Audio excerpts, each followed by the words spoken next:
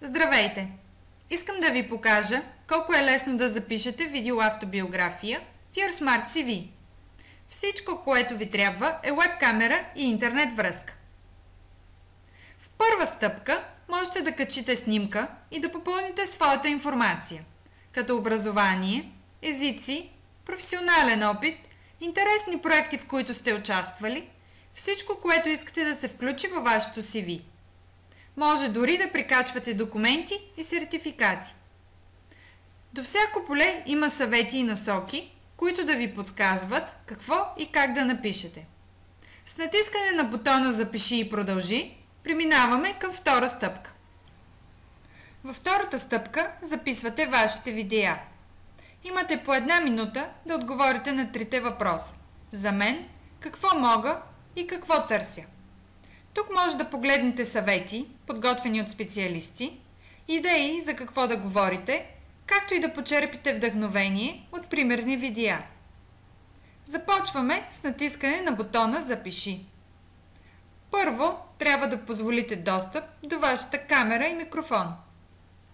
Вдясно на екрана можете да си запишете бележки, които да ви напомнят по време на записа какво искате да кажете.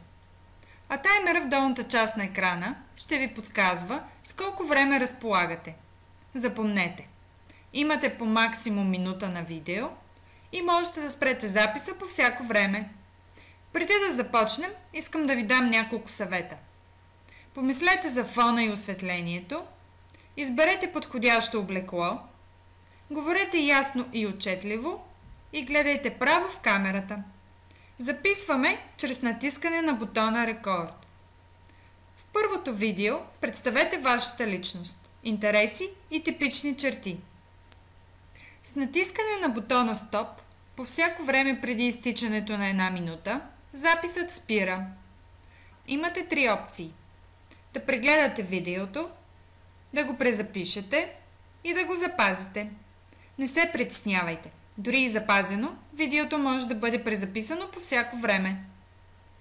Във второто видео кажете защо да изберат вас, кои са вашите умения, знания и в какво сте добри. Обосновете се с примери и постижения. В третото видео разкажете в каква сфера искате да се развивате и каква работна среда търсите.